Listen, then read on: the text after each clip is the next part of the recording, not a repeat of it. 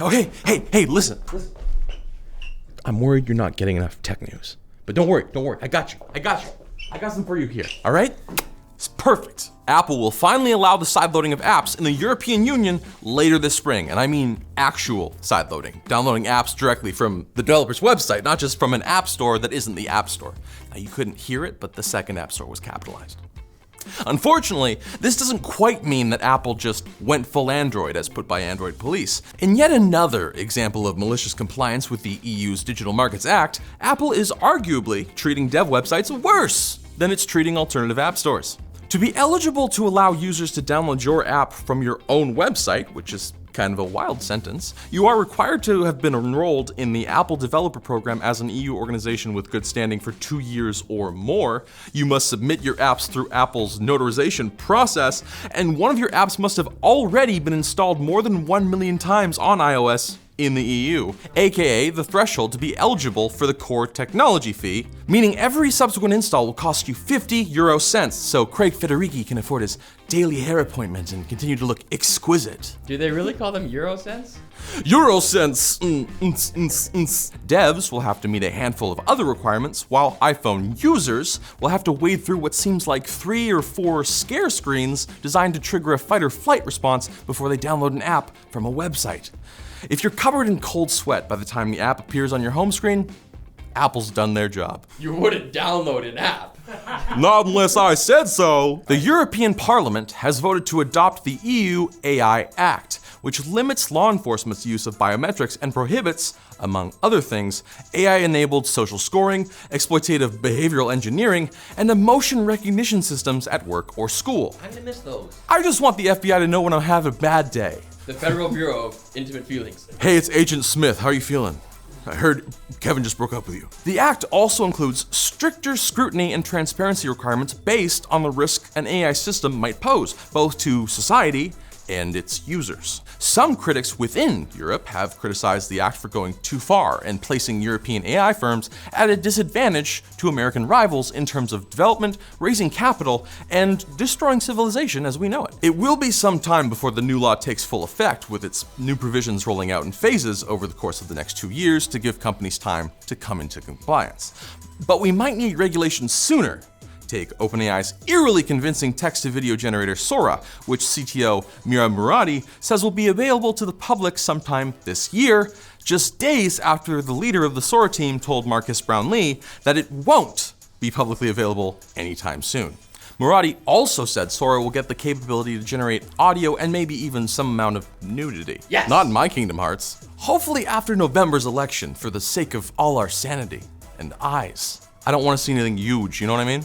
Meanwhile, a report commissioned by the US government has been published warning that America must take immediate and decisive action to avert serious security risks, global destabilization, and perhaps even an extinction-level threat to the human species posed by AI. But maybe instead, we could keep arguing about whether or not American football is ruined now that a pop star kind of likes it. You kiss your boyfriend behind closed doors. For the past few weeks, users on social media have been freaking out about the whereabouts of Kate Middleton, a furor that was heightened into a full-blown hullabaloo when a Mother's Day image of her posted to her and her husband's Instagram and sent to various wire services turned out to have been significantly edited.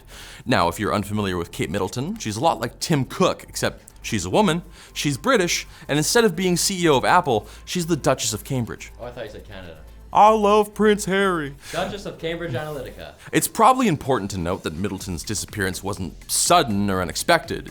In mid-January, the royal family announced that she would be undergoing some kind of unspecified abdominal surgery and afterwards take some time off to recover in private. But apparently a month and a half is just a crazy amount of time to take off after getting stabbed in the gut by a trained professional. Wire services typically allow a small degree of purely cosmetic edits, like cropping and red eye removal, but not the kind of significant edits found in the Mother's Day photo, which included a disappearing sleeve and a zipper that splits into two, but not in the normal way, and also green leaves on the trees in a photo supposedly taken in March.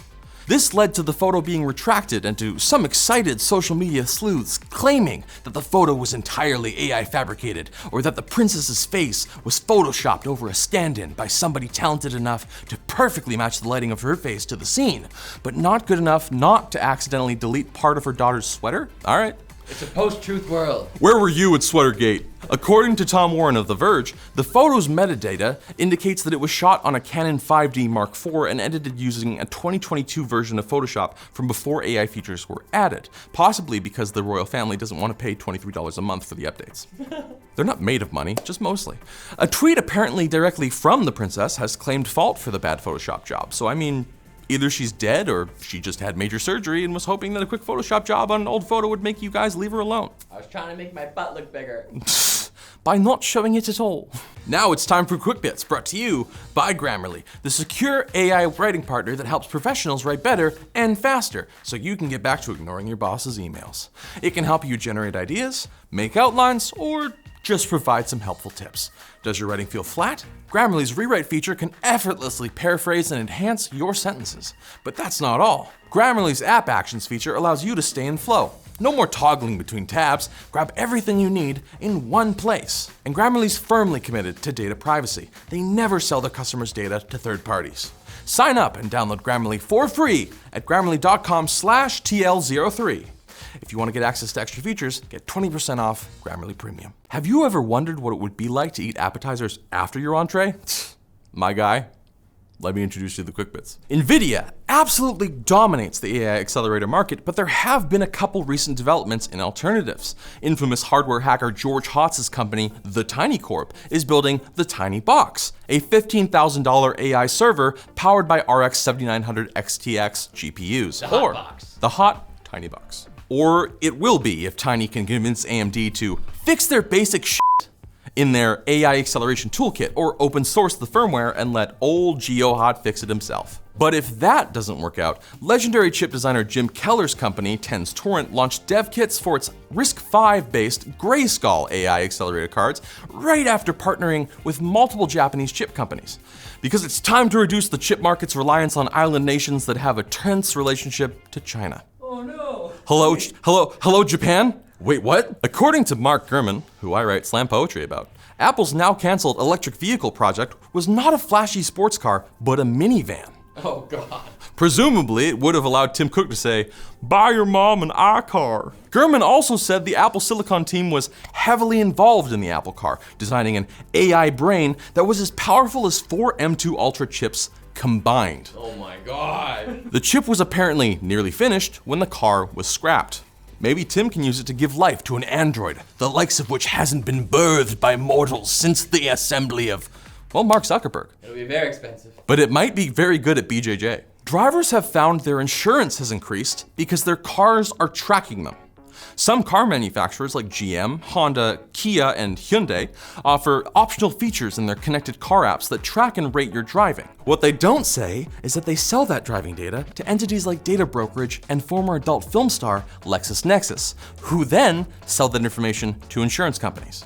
Apparently, some GM drivers were still tracked without enabling the tracking feature, leading to increased insurance premiums.